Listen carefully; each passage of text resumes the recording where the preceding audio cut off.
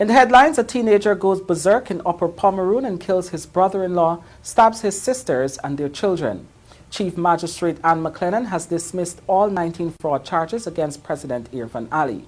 Vice President Bharrat Jagdeo says the national budget will be ready in 21 days. Education Minister Priya Manickchand says schools will not reopen in September. And in sport, Chris Green confirmed as Warriors captain, Hurt of 2019, a huge motivator for Australian all-rounder. With the news, I'm Kurt Campbell. We're glad you could join us. First up, a 15-year-old boy is in police custody after he went berserk on Thursday afternoon and murdered his brother-in-law, stabbed his sisters and 3 children at their Back Creek, St. Monica, Upper Pomeroon River home.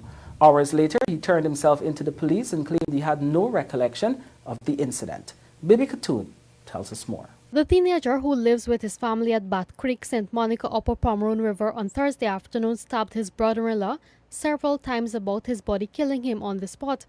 Dead is 55-year-old Ramdat Singh, called Shami, a laborer formerly of Aberdeen, Essequibo Coast. The Newsroom on Friday spoke with the Tutor of St. Monica, Thomas Charles, who said the incident occurred between 15:30 and 16 hours on Thursday. He said the family is unaware of what caused the attack. So this incident happened around 3:30 to 4 p.m. Any information on what led to that? What happened? No, because I was there about half an hour before then. And I came down, and then I received a message that incident happened. No information. We tried to investigate. We haven't heard anything that if they had any secret. The teen stabbed one of his sisters to her body several times before stabbing the other to the neck. The children injured during the ordeal are ages 6, 3, and 1. The injured persons were all transferred to the Saudi hospital, where 2 of them were rushed to the theater for emergency surgery, while the others were admitted at the intensive care unit in a stable condition. The suspect initially fled the area but turned himself over to police on Friday afternoon.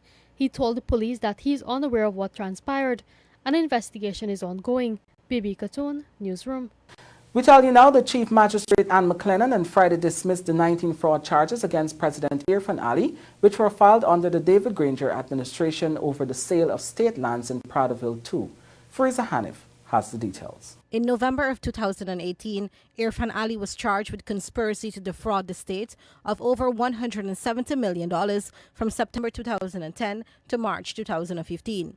The charges were brought against him by the Special Organized Crime Unit, SOCU, in relation to the sale of 19 plots of land at Sparendam on the east coast of Demerara, an area popularly known as Prattville 2.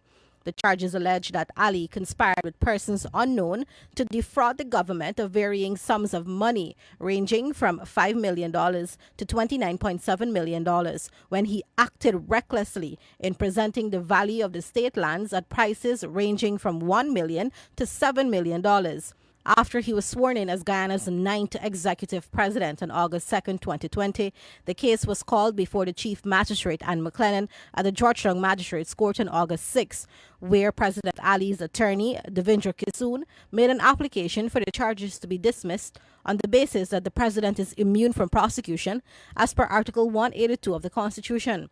The Chief Magistrate had previously adjourned the matter to October 26, 2020, but Kissoon wrote again to various parties, including the Director of Public Prosecutions, and spoke with Patrice Henry, the prosecutor of SOCU, renewing his application that the charges be dismissed since Article 182(2) of the Constitution mandates that no criminal proceedings shall be continued against the sitting president in respect of any done by him in his private capacity. Attorney Kissoon has also argued in his letter that it was not in the public interest to prosecute the sitting president, and to do so would violate the prosecutor's code of conduct adopted in 2018.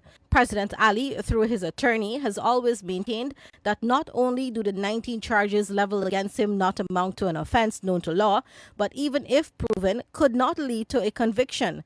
The Chief Magistrate called the matter forward Friday, where Prosecutor Henry advised the court that SOCU has taken a decision that it was not in the public interest to prosecute a sitting president, and to do so would violate Article 182(2) of the Constitution. The Chief Magistrate ultimately ruled in Ali's favor, wholly discontinuing all charges against him. President Ali, in an invited comment, expressed his thanks to his attorney, Kisoon, who stood by his side. President Ali also expressed gratitude to the Chief Magistrate for her swift and decisive action, and to the members of the judiciary who allowed him an opportunity to be fairly heard. Finally, the President thanked his supporters and characterized the charges as politically motivated and baseless. Reporting for the Newsroom, Fariza Hanif. The cases filed against the Chief Elections Officer Keith Lowenfield have been postponed until August 24, 2020, as lawyers are awaiting a decision from the Director of Public Prosecution, Shalimar Ali Haq, on whether she will agree with submissions made by counsel to drop the charges against him. Bibi Katoon reports. 3 private criminal charges were filed against Chief Elections Officer Keith Lowenfield relating to attempts he made to give the APNU-AFC coalition a win at the March 2nd elections. Lowenfield's lawyer, Nigel Hughes, had written to the DPP asking for the private criminal charges to be dropped using her powers under Article 187 1C of the Constitution of Guyana. Lowenfield made his second appearance at the Georgetown Magistrates Court on Friday before Magistrate Faith Magosti, where lawyers representing the applicants were expected to present their statements. But as a result of his lawyer's application, Lowenfield's case was postponed to August 24th, pending that decision. Attorney Sanjeev Datadan, who represented the applicants, provided an update to the media following Friday's case. This morning, what has happened has been put off until the 24th of August. Mr. Hughes wrote to the Director of Public Prosecutions asking her to have a look at the matter and to assess the matter. So the DPP has written to us, yesterday to ask for the file so that she could consider what is going to be the position of the DPP, and we have complied with that. It wouldn't be prudent for us to take any step in the proceedings when the DPP has indicated that she wants to be aware of what's going on. It wouldn't be prudent. The DPP is a constitutional officer, is the person who has the right, not only in regular proceedings, but in private criminal proceedings too. So it wouldn't be prudent for us to do that.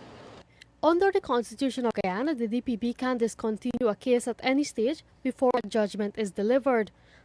Datadan explained that the DPP has since asked his team to submit their file, following which she will make a decision. What progress have you made with respect to the collection of witness statements and other relevant material? Mr. Hanneman would be better equipped to tell you that, but there is substantial progress. There was obviously the information that would have been available before a charge would have filed, and we would have had that information available.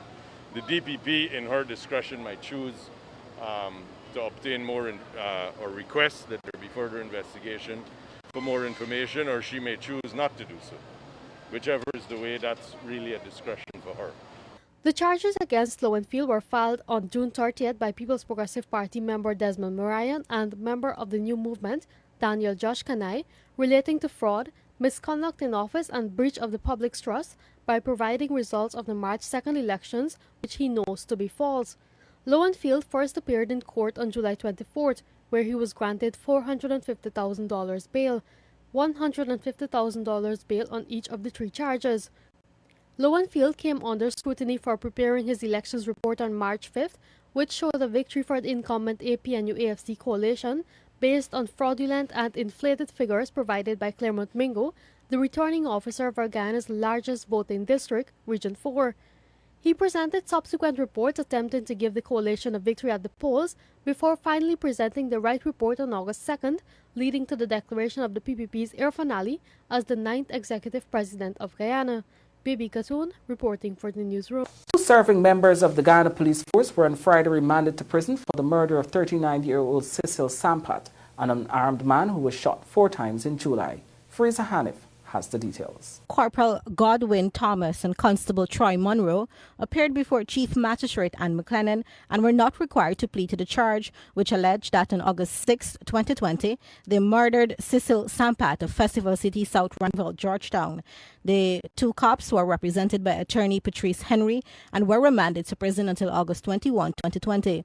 According to reports, Sampat was club hopping with a co-worker, 27-year-old Winston Fraser, who's now paralyzed, along with Joshua Letlow and Sion Greenidge on July 25 when police opened fire on them.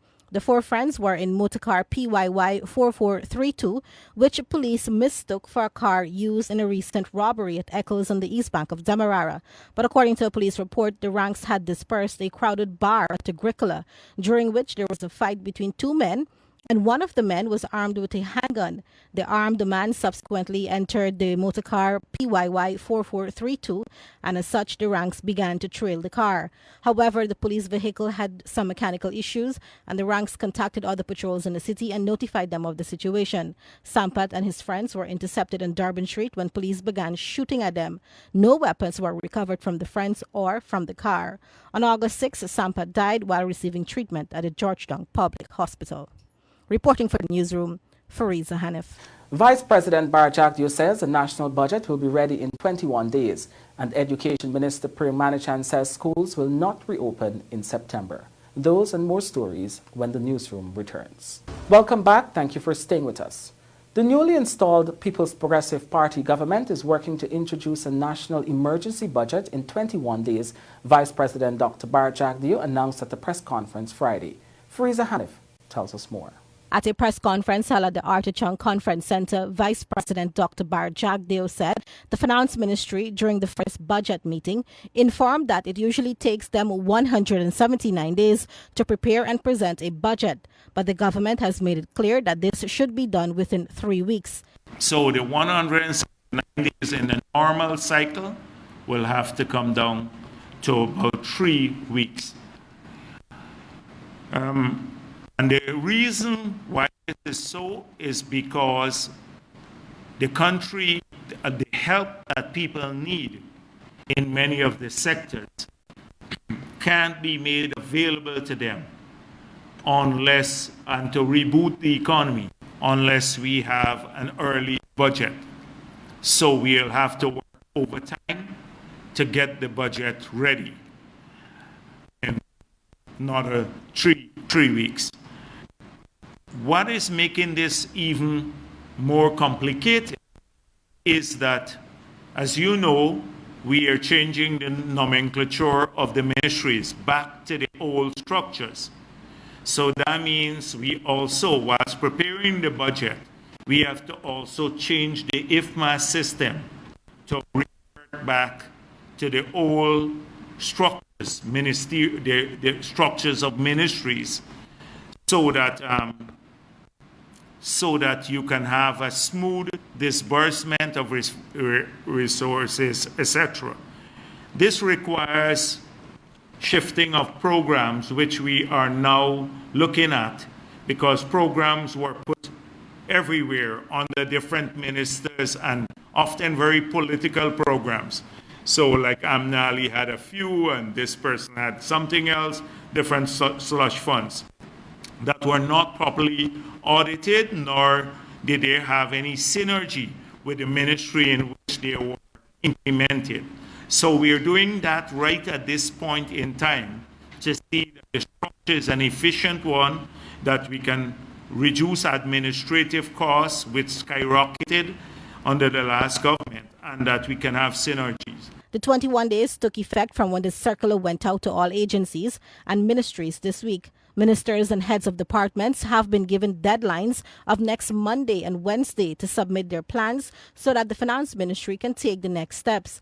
Guyana has been operating without a 2020 budget as a result of the March 2nd elections and the 5-month delay in the declaration of the results. And even though an entire cabinet has been established, there's no finance minister. This responsibility has since been taken up by the Office of the President. But according to Dr. Jagdeo, a finance minister will be announced as soon so as to have full oversight of the sector. The Vice President did not say whether the finance minister will be announced in time for the budget presentation in the National Assembly. Meanwhile, Dr. Jagdeo revealed that a number of issues will hamstring the government from providing an adequate budget. He explained that while the oil economy grew by 45.9%, the non-oil economy shrunk by 4.9% for the first half of the year. He said the budget will have to include a number of measures to stimulate the economy and stop the decline. According to Dr. Jagdeo, the wholesale and retail trade shrunk by 14%, accommodation by 33%, the bauxite sector shrunk by 42%, mining by 57%, while the forestry and fisheries sectors also registered significant decline. The Vice President further revealed that up to mid-year, a total of $116 billion was dispersed from the Treasury, while $111 billion in revenue was spent. The new government also found that the former APNU-AFC administration provided a loan of $10.7 billion to the Guyana Power and Light Company to pay for a Wärtsilä plant. This money was taken from the Consolidated Fund, according to Jagdeo, who noted that this is an illegal disbursement. This is crucial that last year, just before the elections, the government went on a corrupt spending spree. And many of the ministries awarded contracts, although they knew they didn't have money to fulfill the contracts, because if you're awarding a contract in November and December, you cannot implement the contract fully. So $21.7 billion rolled over from last year, this is on the capital side, into this year's budget. So that means that the new government is starting $21.7 billion already spent or catered for.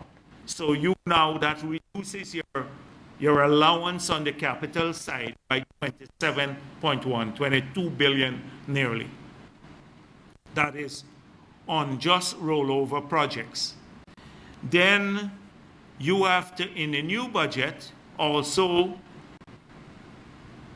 Jordan, he made a loan to GPL of $10.7 billion. And this was not a loan for public service. So this was, in my view, an illegal disbursement. Nowhere in our financial laws would they allow the Minister of Finance to disburse from the Consolidated Fund $10.7 billion in a loan for capital expenditure. It was further revealed that the former government in capital expenditure spent $1.134 billion on COVID-19 related activities. The Vice President said that the major public corporations such as Gaisuku, GPL, GWI, and the Guyana Forestry Commission and other agencies are in deficit. It was noted that the Gold Board is over $4 billion in deficit. According to Dr. Jagdeo, the PPP will be starting the budget with $135 billion spent already on the capital side. Reporting for the Newsroom, Fariza Hanif. Education Minister Priya Manickchand on Friday said schools will not reopen for physical attendance of students next month and has advised that students remain academically engaged in whatever way possible as the ministry develops safety protocols going forward. Schools in Guyana have been closed since March as a result of the COVID-19 pandemic, and the way forward is unclear at this time as Guyana continues to see a rapid increase in the number of positive cases. The minister said work is ongoing with the Health Ministry to develop a safety protocol for schools across the country to make them ready to physically resume learning.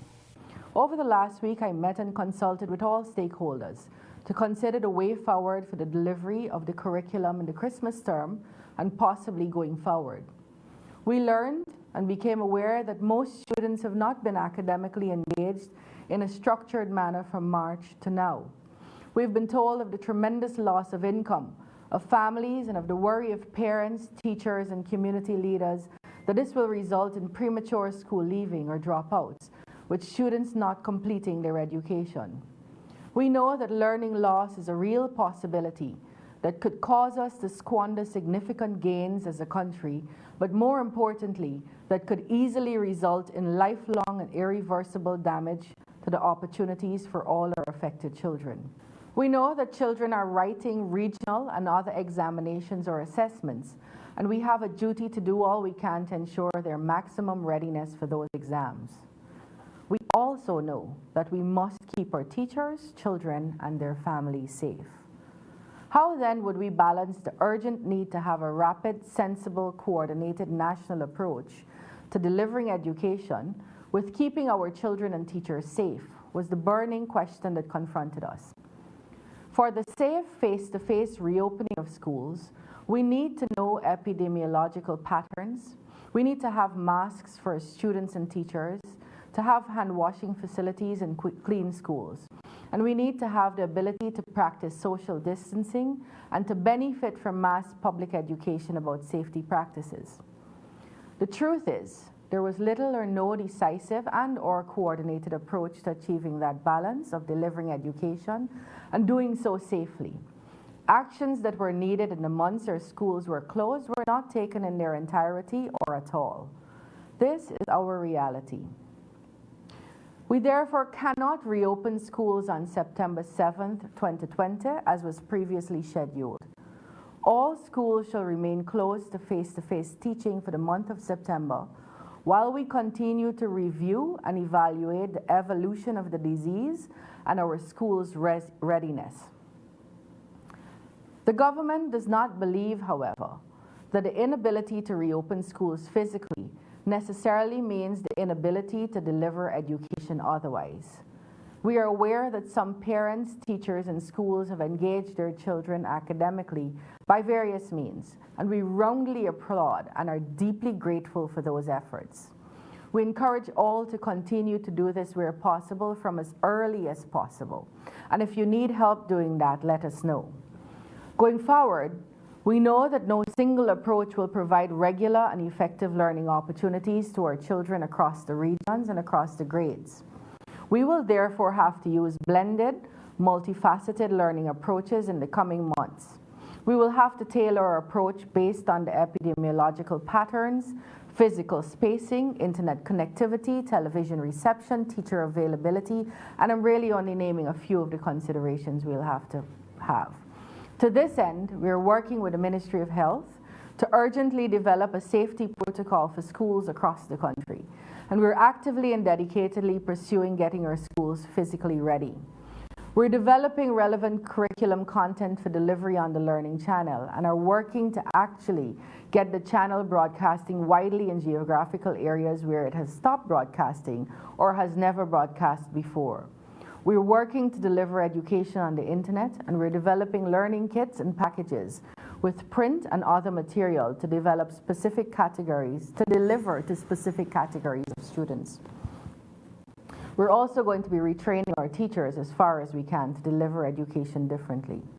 Once we begin face-to-face schooling, we may have to adjust our school term, and we may have to have an extended school week, and we may have to do rotations of students and teachers. These are all matters we're still examining, albeit with urgency. We will let you know as we make those important decisions. To be clear, we hope and intend to be ready with some of these initiatives as early as the second week of September, so that most students can thereafter be actively engaged. Circumstances may change depending on the evolution of COVID-19, but our commitment to providing regular and effective learning opportunities continuously from here going forward will not.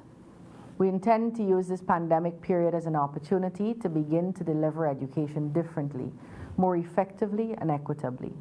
18 new COVID-19 cases were recorded on Friday, according to the Ministry of Public Health, taking the overall known cases to 649. In keeping with the World Health Organization's updated guidelines for asymptomatic persons, the government has released 104 more persons from isolation. The WHO had recommended the release of persons who are positive for the virus but show no symptoms.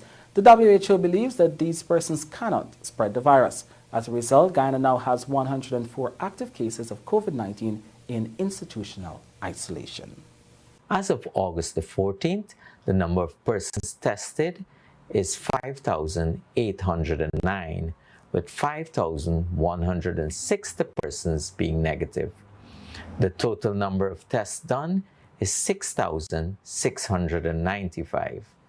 The number of positive cases have climbed to 649, with 22 COVID-related deaths. There are 104 persons in institutional isolation, 73 in institutional quarantine, and 6 in the COVID ICU. The remainder are in approved home isolation. To date, 306 persons have recovered, as defined by the new WHO guidelines for releasing COVID-19 patients from isolation. Over the period the 10th to the 14th of August, 79 new cases were reported. These cases came from Region 9, 4, 7, and the Riversview area of Region 10. The World Health Organization, WHO, on Friday last launched Mask Week, and in support of this initiative, the ministry commenced a Wear a Mask challenge. Guyanese were asked to join the initiative, and we are encouraging persons across the country to participate. You can participate in the challenge by taking a photo or a video of yourself wearing a mask, share it, and nominate your loved ones or friends to do the same. Remember to tag the Ministry of Health's Facebook page using hashtag #WearAMask in your post.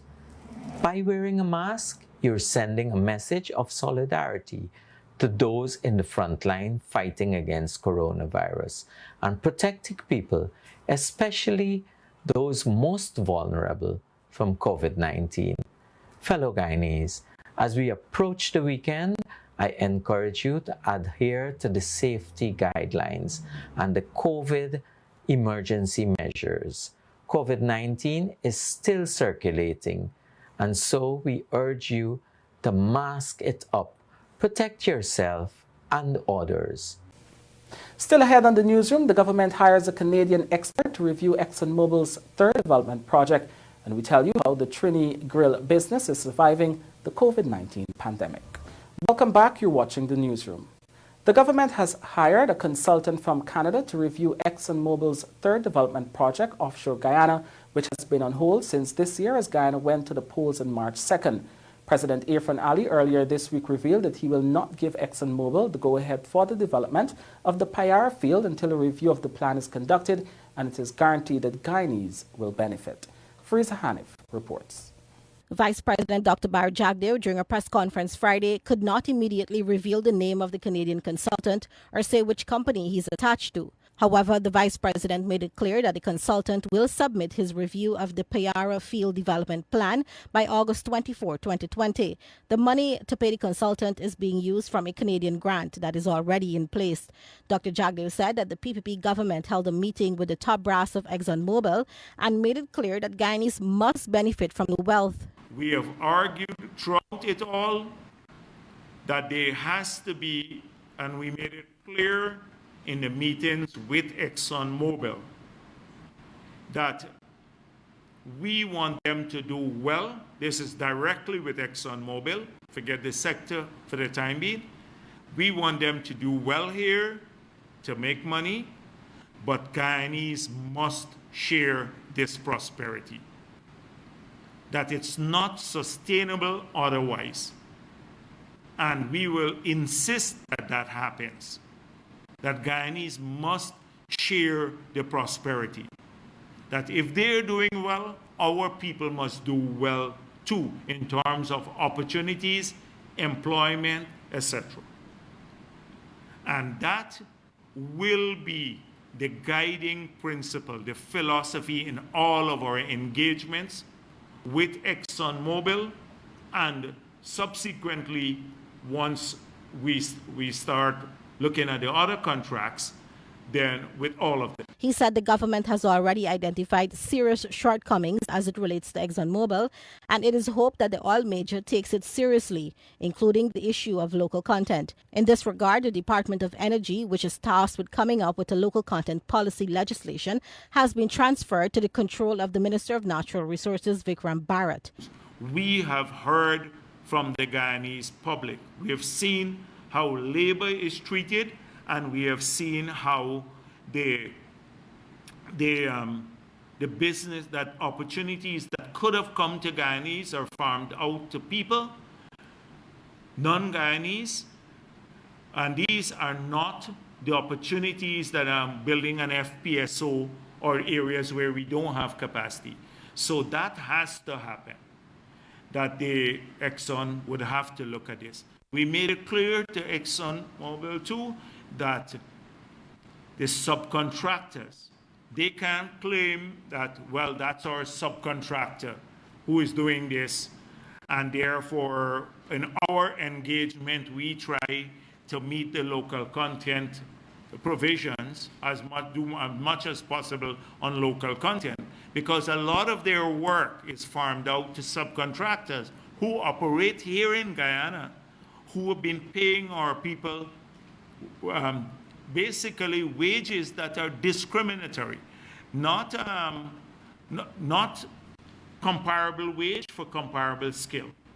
And that is what we will insist on, that they must be paid fairly, and two, that the subcontractors too, and so all of those who have been bringing in people where we have some of the skills, that those subcontractors too, that they have to observe the strict local content legislation when it comes on board. And the President has expressed a great desire to train large number of Guyanese, that we have to assist large numbers of Guyanese, raise this with ExxonMobil, and we have to find, they would have to contribute to that training. And we don't think the paltry sum of $300,000 per year is adequate. Once it gets on stream, the Payara project will ramp up oil production to 750,000 barrels of oil per day. Reporting for the Newsroom, Fariza Hanif. Family members are now caring for their loved ones who tested positive for COVID-19 in Batavia Region 7 after 2 health workers in the community also tested positive. The small community of approximately 550 residents has recorded 24 COVID-19 cases within 2 weeks. The Tashao, Orrin Williams, spoke with the Newsroom via telephone on Friday and lamented the many challenges being faced in the community with no health workers and no isolation facility. Batavia, located approximately 5 miles from Bartica, is also under a full 2-week lockdown, and residents are pleading for assistance of basic food supplies.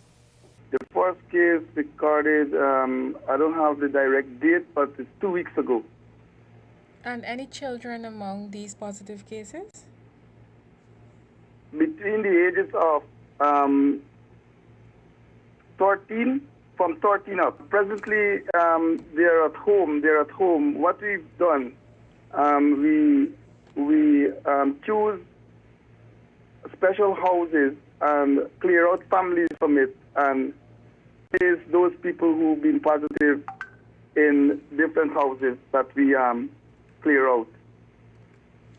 For instance, we have in Batavia, families live in groups, right? We have a set of family in one area who has been infected, and we have other family in another area that has been affected. So these 2 families, what we've done, in that area have like 10 houses. So they clear out 2 houses in one area to house that set of positive cases, which is in one area. Presently, I think is about 14 cases in one area. So we have set aside houses to isolate those people. Right now, we don't have resources. The midwife, she is positive. One of the nurse, our health worker is in Middle Mazaruni. He should be back. I don't know when as yet, but presently we don't have no health worker or no health officer in the village because both of the health personnel in the village are positive with the virus right now. Okay. So who is treating the patients?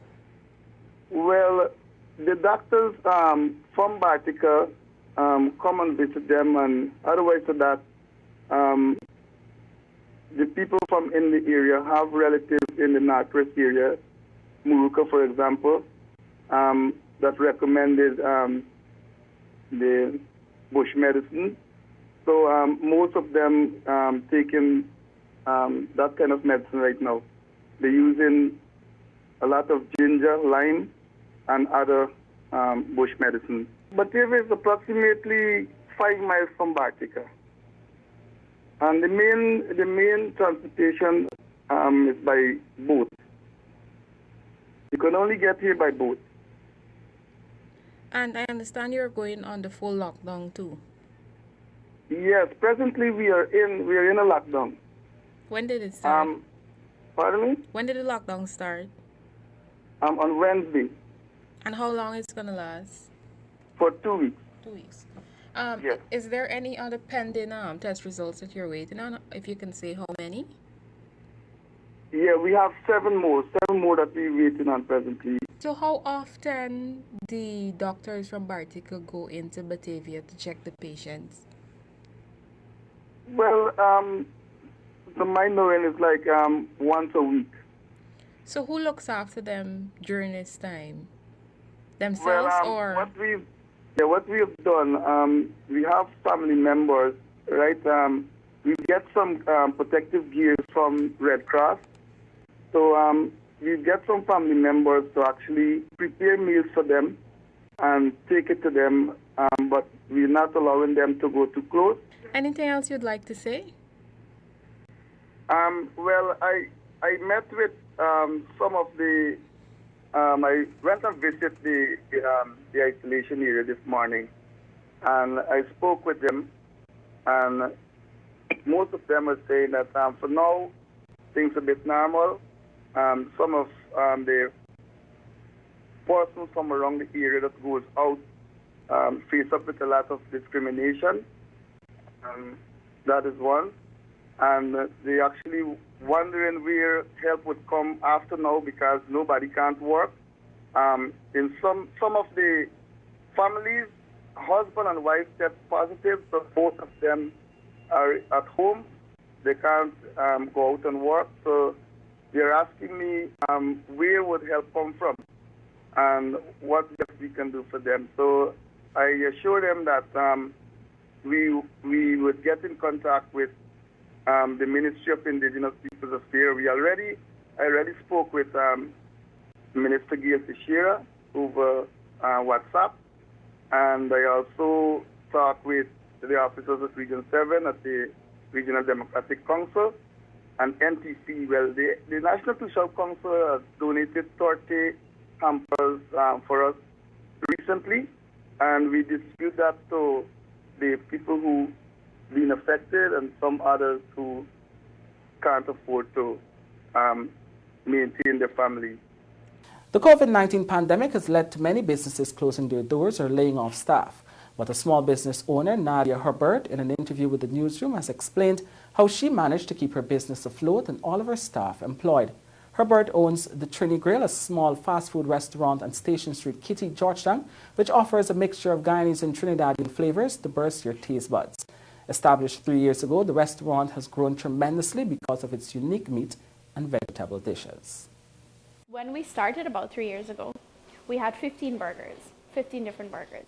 Now we have over 47 different burgers. We do different kinds of fries, like steak and cheese, bacon and cheese, pork and cheese. So we have about 17 different fries. We have 12-inch monster dogs. There's a very long hot dog wrapped in bacon with chili meat on top. And we have 2 types of cheese that we use on the hot dog, Parmesan and cheddar. And we have 4 different sauces that we use on everything. We have wraps, we have wings, we have combos, like a bunch of different combos we do, and we have an entirely different veggie menu. I did my research on a couple of different things I could try as well, and we kept adding to the menu. And sometimes customers would come and they would build their own burgers because we have a build your burger menu with everything that we offer.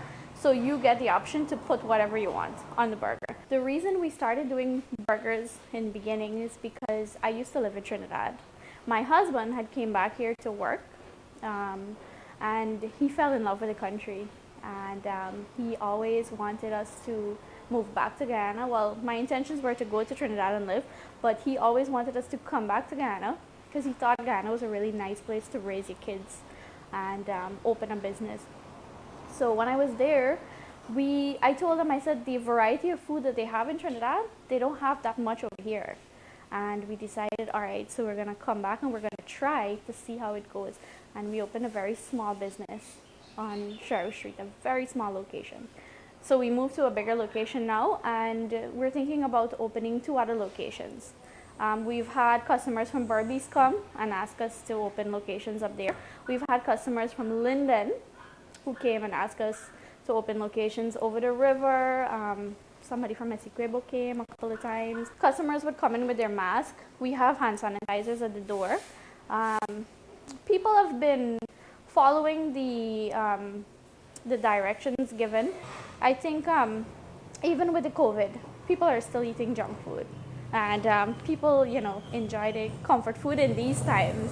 Well, when it first happened, I have to say that the business had slowed down because we had shorter hours that we were operating on, and I was rotating my staff. But now that it's opened up, the country has opened up a little bit more, we're seeing progress, and I think in a couple of months or so, things will get back to normal. So business has kind of slowed down a little bit, but we still hear from our customers. They still keep in contact with us. It's just that a lot of them, try to stay in and not come out that much. We do offer delivery service. We do offer, you can order in and pick up. You can WhatsApp us. We'll send you the menu. You can call in and, just come and pick up. Yeah. The only thing we don't do is curbside pickup. We had 4 people working with us, including my sister. No, I try not to let go of my staff. I've kept them because what I did is they're working shorter hours, but I'm trying to keep everybody on because the staff here and us are like family, and I know that they depend on me for, they pay the bills, and I depend on them as well. When the newsroom returns, the financial, weather and bridge reports along with sport. Welcome back to the newsroom. Now for sport, we start things off with some football news. Bayern Munich sent an emphatic and ominous message to their Champions League rivals with an absolute demolition of fellow European heavyweights Barcelona in a gloriously chaotic and utterly one-sided quarterfinal in Lisbon. The high-pressing, energetic and ruthless German champions were a different level to their Spanish rivals, as they have been for pretty much every opponent they have faced in Europe this season and in every competition since football restarted in June. They scored 4 times in the first half, added another 4 in the second. There could have been more goals against a shell-shocked and shambolic Barcelona, whose defense errors were too numerous to recount. They now have a new and embarrassing record defeat in European competition to their name. The Guyana Amazon Warriors have appointed Chris Green as their captain for the 2020 season. Exciting wicketkeeper batsman Nicholas Pooran is his deputy. More from Avinash Ramzan. The Australian off-spinning all-rounder is back with the Amazon Warriors for the 3rd year, having first played for the franchise in 2018. He has taken 23 wickets at an average of 22 in 23 games for the franchise. Green stood in as captain during the 2018 season, so this will be his 2nd spell in charge of the Amazon Warriors. A firm fan favourite, Green was part of the Guyana team who finished as runners-up by the Heroes CPL in both the 2018 and 2019 seasons, and he will be hoping he can lead the team to their first title in 2020. He said, and I quote, "I am hugely excited to be back with the Amazon Warriors for another season and honoured to be leading them for this season. Guyana is somewhere I am hugely fond of, and we are very confident that this is the year that we can win the Heroes CPL title for our amazing fans back home," end quote. Nicholas Pooran, the franchise's marquee player and one of the most exciting T20 batting talents in the Caribbean, has been appointed as the vice-captain of the team to lend leadership support to Green. Pooran, who joined the franchise last year, was the youngest player to play in the CPL in the first year of the league in 2013. Omar Khan, the Guyana Amazon Warriors team operations manager, said, and I quote, "Chris has been a fantastic part of the Amazon Warriors family since he joined us for the 2018 season, and he was the natural choice to take the reins for this season. He is a fantastic cricketer and a fine leader, and we are very confident that he will guide the team to a successful season." Nicholas, as wicketkeeper batsman and one of the inspirational players of the team last year, has demonstrated leadership qualities which have seen him elevated to the vice-captain position this year. End quote. The Guyana Amazon Warriors play the opening game of the league against three-time champions Trinbago Knight Riders on August 18 at 10 hours. Last season, Guyana Amazon Warriors produced a record run in the Hero Caribbean Premier League, winning 11 matches on the trot before losing the final.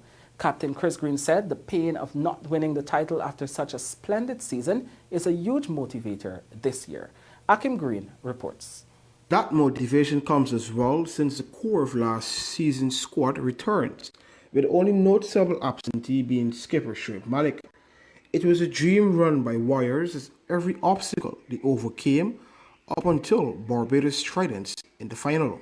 Speaking on Friday, Green said it is something they reflect about and strive to do better this year.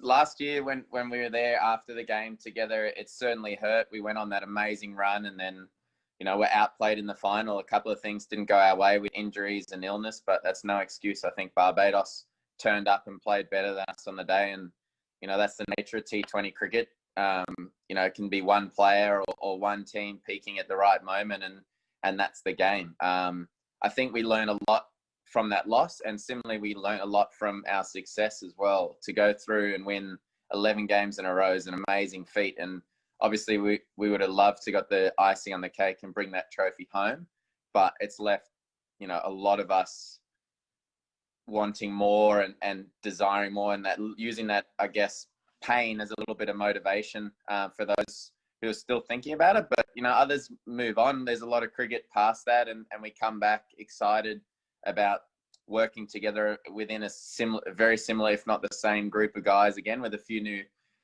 new players in this group. And I think it's really exciting, and I'm super confident that we can do Guyana proud and putting our best efforts on to get back to that final and go one better this year. In June, off-spinner was cleared to resume bowling after his action was found illegal. He was suspended from bowling in all cricket Australia competitions for 3 months in January. According to Green, he is confident again in his action and ready to perform. Yeah, I'm feeling great. I've had a longer break than everyone else. I've been training now since the 3rd of January from when it all started. So I've had 6 months instead of 3 months. So COVID's brought me more time into my training regime. And the last couple of months, 2 months probably in Sydney, I've been spent batting and bowling on outdoor wickets. So arguably I'm in my best physical shape. I'm feeling great with bat and ball in hand, and I'm just excited and looking forward to getting back out on the field and doing what I love to do. And leading this team's a tremendous honour. So to add that with it, I'm really excited and can't wait to just have fun out there with some teammates and friends that I get on really well with. The lack of fans will be a big loss according to Green, but he said they will have to find new mechanisms to cope. I think one of the factors that we're going to miss this year is certainly that playing in front of our fans at Guyana, at Providence Stadium. That's been massive. The support we get from Guyana and throughout the Caribbean certainly means so much to the players. And I know already a lot of us have been getting so many messages from our fans saying they miss us and they're sending great wishes. So I encourage all our fans to continue to do that, because we miss them and we know that how much that their support means to us. But I think, on the field and off the field, we have a very close bond. We've been able to establish a family-like vibe, and credit has to go to our management staff for that, for establishing that close bond and creating a really strong culture. And Warriors play Trinbago Knight Riders on August 18th. The opening day doubleheader at 10 hours, while St. Kitts and Nevis Patriots face Tridents from 17:30. For the Newsroom, Akim Green. Captains Jason Holder of defending champions Barbados Tridents, Riyad Emirates of St. Kitts and Nevis Patriots, and Rovan Powell of Jamaica Talibas spoke Friday and expressed enthusiasm about their side's chances and eagerness to return to the field of play. It has been a bit strange. It's not obviously ideal. We've only had one practice session so far, and unfortunately that day was pretty wet, and we weren't able to fully utilize the facilities. We did, however, get a little run around as a group. Did a little bit of fielding, as it was very, very wet, and unfortunately we weren't able to use the wickets. Yeah, we're still trying to stay mentally attuned. We understand that this tournament is a little bit different from previous tournaments, and more or less we've got to be as professional as we can be, using as little resources as we possibly can due to the circumstances. So yeah, we're still pretty much optimistic. The squad is a very good squad, and our chances against the defending champs on the opening day, I think we have a very good chance. We have a lot of game winners in our team, and as long as they can click, we definitely are in for a good chance. We definitely want to start well, and I don't think chopping and changing the team will be what we're looking to do. We just have to stick with our best team, and hopefully our best team from the start can put us through. First thing in our minds is to qualify, and after qualifying, then that's where the harder cricket starts. So that's the most important thing to start well. Not to lose Chris first is a big loss, but even to lose Sawan also is a big loss. But we gotta be professional about it. We have to put our best foot forward, nevertheless, and just come out and play a good bit of cricket. This year is a very, very important year as it regards the Talawas. It's no secret we didn't perform well last year. So this year we definitely looking to change that. But yeah, those guys are a big loss. If you look on the trend of all the teams, they go very, very high on wrist spinners. And Talawa did nothing less. We try our best to get Shandeep Lamashani, and we got him. We also got Majib, which is also a world-class spinner. And in where the game's playing in Trinidad, only 2 stadiums being used. Hopefully if the pitches spin, we have 2 quality spinners, and also not just the spinning department. If the pitches do assist the pace, we have Andre Russell, Shane Thomas, which is good. Also Carlos Brathwaite, Fidel Edwards, myself. So I think in that, it's a pretty good bowling attack. It's no secret, as I said before, we struggled the last year, and this year we try to fix the bowling aspect of things so that we can better that. There have been some changes with regards to the playing conditions for Hero CPL 2020. Tournament Operations Director Michael Hall confirmed this week that there will be no decision review system. He also highlighted some other changes to the playing conditions for August 18 to September 10 tournament. So we're adding a couple of new things to our playing conditions this year. One has to do with a particular concussion protocol, so that if a player actually suffers that specific injury, we are making provisions for that. It's the ICC concussion protocol, but we have instituted it this year in response to the incident with Andre Russell at Sabina Park last year, right? The second one is the stoppage of play for dangerous conditions. And here, dangerous conditions really refer to light. Light meters were not a formal part or a part of our playing conditions before, so we're definitely introducing that. And we're also instituting a system whereby the use of saliva, which is common practice in cricket or has been, will result in penalty runs being assessed against the team when they come to bat. So if the bowling team is in violation of that, there will be a warning. There will be a final warning. If there's a third offense, 5 penalty runs will be assessed against the bowling team when they begin their innings. And with that, we've come to the end of this evening's newscast. On behalf of the news and technical teams, I'm Kurt Campbell saying good evening.